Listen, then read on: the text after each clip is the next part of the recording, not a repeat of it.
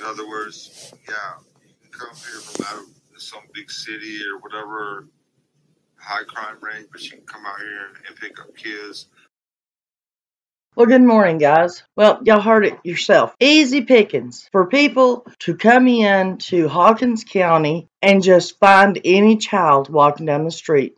Watch till the end and you'll hear this full conversation where Don himself says that he was accused of trying to pick up this little child, this little girl, from the side of the street. And I'd also like to know, why was he driving just to a dead end and turning around and coming back out? But anyways, like this says, this is a comment that was left. And now let me read this to you guys, and then I'm going to let that telephone call play by Dawn, and then I'm going to have something to say. I do believe that Summer was in the house. I believe there was more than one person involved in taking her. I believe it was a stranger abduction. I am an astrologer, and I have done a forensic astrology investigation. My opinions are based on my astrological findings regarding the case. Summer's moon is in Sagittarius. The moon rules preschool-age children, and at the time of the abduction, Summer was basically preschool age. Sagittarius rules horses and equestrian activities. I believe someone saw her at the horse stables that day. I believe there was someone scouting for someone like Summer. I believe there was probably a lookout that was above their house that could see what was going on. I believe there was a driver. And then I believe there was a person that got out of the car. I call them a grabber. I believe a lookout was communicating with the driver, and the driver was communicating with the grabber. I believe there is sort of a crime syndicate situation going on in that area because there are a lot of missing people from northeastern Tennessee, Newport, etc. with regards to the population. So in my opinion, a lot of missing people per capita. When the 911 call was made, the ascendant or rising sign was in Scorpio. To me, this indicates secrecy and stalking and almost mafia-like activity. Early in the investigation, someone carried a 50-pound bag of potatoes from the door to the road, and it took less than 1 minute.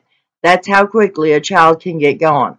Also, I believe the person or persons involved would have to have military training.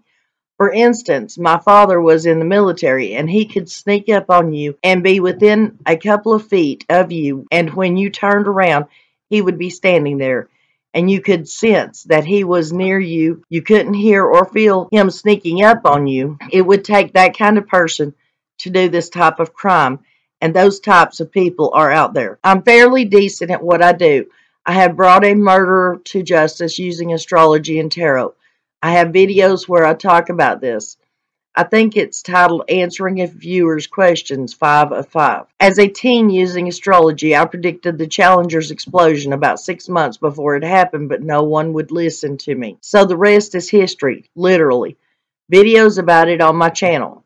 There were other astrologers that had also predicted it, but I didn't know about it at the time because there was no internet and nobody was really talking about it. I didn't win them all, and there are astrologers that are a lot better than I am. I'm a standstill with astrological investigation because I cannot get Summer's birth time, and that is what has unlocked the cases that I have been able to solve. I've never solved one without the birth time, but her parents do not believe in astrology, and they don't like astrology, so I respect that, and I won't ask them for the birth time. Back to being able to take her out of the house with other people around, there is a radar gadget that law enforcement and military people are able to get a hold of. I have the link to it somewhere, but you can see through walls with it. With that sort of device, somebody could be outside and see where people were in the house and know exactly where Summer was and be able to take her without being detected with the use of that device. I think law enforcement should take a look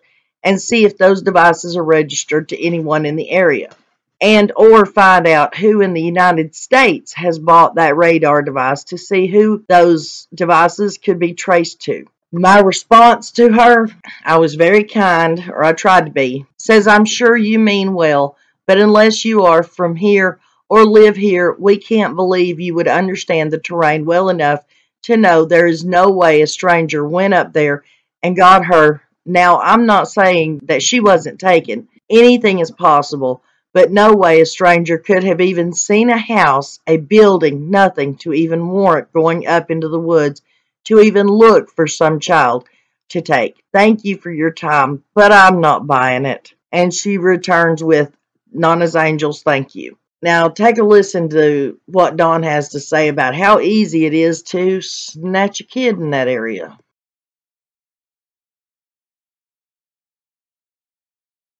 Easy pickings. In other words, yeah, you can come here from out of some big city or whatever high crime rate, but you can come out here and pick up kids. I seen a little girl the other day, about 2 months ago.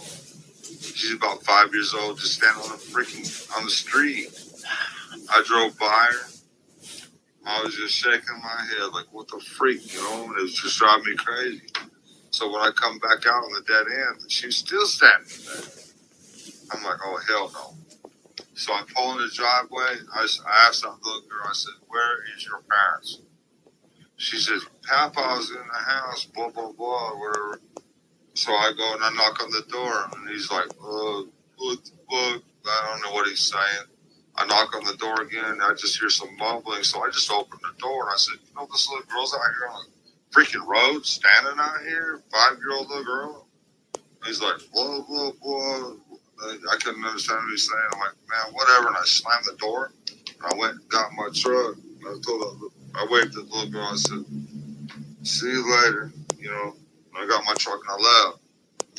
So the next thing I freaking hear is this fucking little girl's mother fucking gets on fucking YouTube or Facebook or whatever, says I tried to coerce that little girl into my truck. That's the thanks I get for trying to make sure that little girl was safe. Fucking little girl's fucking bitch mother fucking spread the word that I was trying to coerce that little girl into my truck. Some bullshit. That's the things I get. Okay, guys, you heard what he had to say. Now, my biggest question is that, I've got a little bit to say about this lady. But my point being, if it is as easy as Don says it is, which, come on, he walked right up on this child. He drove by the child. He saw the child standing there. He went to a dead end of the road, turns around, comes back, pulls in the driveway, walks up, talks to the child, and then says he goes and knocks on the door to warn the parents that she's standing really close to the road and how easy it would be for her to be kidnapped. First of all, what parent of a missing child refers to other little children as easy pickings? But okay. But this lady is trying to convince us that somebody was watching her at the pond, which happened, around 1:30, somewhere in there. They were at the swimming hole. They saw her. This person happened to be ex-military. This person also happens to be a creep or a pedo and decides they want a little girl. So by the time that Candace goes and does what running she has to do, drop Hunter off and go home, this person that this lady's talking about has went and grabbed a device that you can see through walls, went and grabbed another person because they had to have another person because remember she said there had to be a grabber and a person driving the car. And in the whole time that they're doing this, they're following Candace around because remember they don't know where Candace lives because this is a stranger abduction, so they have no clue where Candace or Summer lives. So they have to follow Candace to all these different places that she went before she went home. While in the meantime grabbing that device that you can see through the walls and grabbing another person. When Candace gets to her house, they see where Candace went, so they park somewhere, we don't know where because only the red truck that was seen on Beach Creek Road was ever seen. They park somewhere, make their way up above the house, which, like I said, you can see in the video that Chasing Truth did. You can't even see anything up there. Not a house, not a building, nothing. So they have no clue how far up that driveway goes that Candace went up. But they walk up through there, through the woods, go up above the house, watch for Candace to send Summer into the house, then use their device that they can see through walls to make sure there's nobody in the basement with Summer. Well, first of all, how did they even know that Summer was going to go into the basement? But they can see through the walls, see that she is alone. Then they sneak down there, go into the basement, grab her, and take off with her. Okay, let's say any of that's possible or even likely. Let me ask you something. Why would whoever this stranger is literally go to all that trouble when, like Donwells says, kids downtown or out, that's not in a rural setting are easy pickings? That's how he refers to it. They're easy pickings. Why would anybody go to the trouble of all the trouble this woman's trying to say they went to get just Summer when they could just drive around downtown and see kids standing out on the sidewalk? Please, somebody explain that to me. Please. Hope you enjoyed the video. I'll see you on the next video. Have a great day, guys.